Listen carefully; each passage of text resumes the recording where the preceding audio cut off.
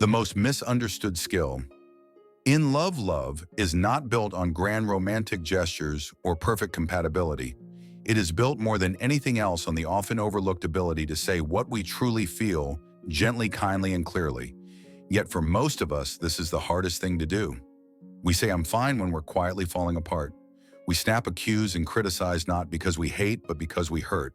We go silent, not because we have nothing to say, but because we're afraid of being misunderstood. Healthy relationships are not born from avoiding conflict or always being cheerful.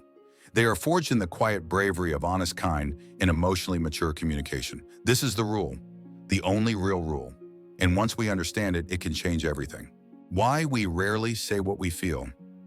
It may sound strange at first. How could such a basic thing like telling someone how we feel be so difficult? The truth is most of us have never been taught how. As children, our earliest lessons in emotional expression often came from flawed models: a parent who shut down when upset, a caregiver who scolded instead of explaining, a teacher who discouraged vulnerability. We learned to hide, disguise, or perform our emotions. We didn't grow up hearing things like, "I'm sad because I feel disconnected from you. I'm angry, but underneath, I think I'm scared." Instead, we heard, "Don't be dramatic. Why are you always so sensitive? If you're going to cry, do it somewhere else." So as adults, we become strangers to our own feelings. We lash out not because we want to hurt, but because we never learned how to say, "Please don't leave me." The masking game. How miscommunication destroys intimacy. Let's take a closer look at how miscommunication appears in daily life. A man snaps at his partner, "Why don't you just go back to your friends if they're so important?" What he really means is, "I miss you. I feel neglected when you spend so much time away." A woman yells, "You never do anything right." But what she's trying to say is, "I feel invisible. I want to feel appreciated and seen." These are not lies. They are emotional distortions. They are attempts to protect the self through defensiveness. And yet every time we choose anger over vulnerability, sarcasm over sincerity, or silence over expression, we push love further away. The cost of not speaking the truth. When we consistently fail to express what we truly feel, something deeper begins to happen. We become resentful, we become distant, we become afraid, not just of our partners, but of ourselves. Here's how it plays out. A partner who never says, "I feel hurt when you dismiss my ideas," becomes the one who stops speaking altogether. A partner who says, "You never support me," but really means, "I feel alone in my struggles," begins to view the other as the enemy. Silence becomes a poison. Criticism becomes a shield, and slowly, painfully, the intimacy dies.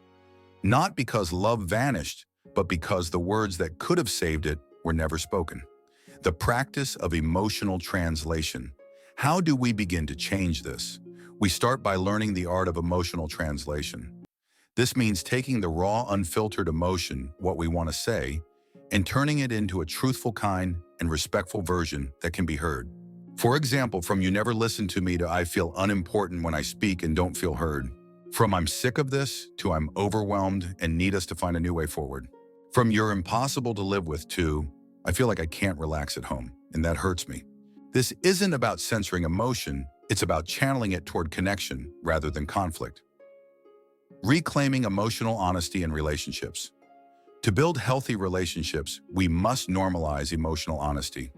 That doesn't mean blurting out every thought or overanalyzing every moment. It means learning to pause, to reflect on what we're really feeling, and then expressing it with intention. Ask yourself in difficult moments, am I reacting or am I communicating? What emotion is underneath my anger or withdrawal? How would I speak if I wanted to bring us closer, not further apart? Even just naming the emotion can be revolutionary. I feel scared. I feel forgotten. I feel hopeful but unsure. These are not signs of weakness. They are signs of extraordinary strength. Why kindness is not optional. One common misunderstanding is the belief that truth alone is enough, but truth without kindness is cruelty. Imagine telling your partner, "I find you boring lately," or "I don't think you care about me." These may be how you feel, but they can be delivered with compassion. "I miss the connection we used to have." "Sometimes I feel distant from you, and it hurts." Healthy relationships are not just about being honest. They are about being tender with that honesty. When kindness guides our speech, it opens space for the other to stay present rather than feel attacked. Politeness is not a performance. It's a gift. Politeness is often misunderstood as something fake or formal. But in relationships, politeness is a way of showing care. It says, I value you enough to take care in how I speak to you. I want you to feel safe around my emotions. I know my feelings matter, but so do yours. This doesn't mean being passive or softening the truth into nothing. It means recognizing that how we speak is as important as what we speak. Building a new emotional language together. Every couple, every friendship, every family builds its own emotional language. But for that language to be healthy, it needs a foundation of openness, encouragement, kindness, curiosity, and a willingness to say things that may feel uncomfortable, but are deeply necessary. Try saying, this is hard for me to say, but I trust you enough to try. I don't want to blame, I just want to be honest. Can we talk about something that's been on my heart? These are simple words, but they can unlock radical transformation. The courage to be seen. At the root of all honest communication lies vulnerability. To be seen is frightening. To admit need, desire, fear, sadness, it can feel like exposing a wound. But it's also the path to deep human intimacy.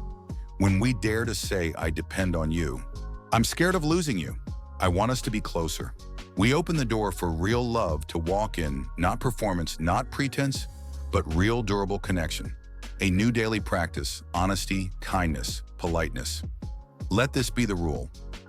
Before I speak, I will ask myself, what would I say right now if I wanted to be honest, kind, and polite? This one simple rule can diffuse conflict, build trust, restore intimacy, heal years of misunderstanding. It will not come easily. You will stumble. You may fail. But each time you pause, each time you speak from truth rather than fear, you lay a new brick in the foundation of love. The quiet revolution of speaking. Well, no one teaches us this. There are no medals for it. No TV shows where the hero pauses, breathes, and says, what I meant to say is I miss you. But this is the quiet revolution of a mature life, of a wise heart. Speak your truth. Say it with kindness. Wrap it in politeness. This is not weakness. This is strength. This is how we love. If this message resonated with you, please consider liking the video to help share this important idea, sharing it with someone who might need a little reminder about kindness and communication.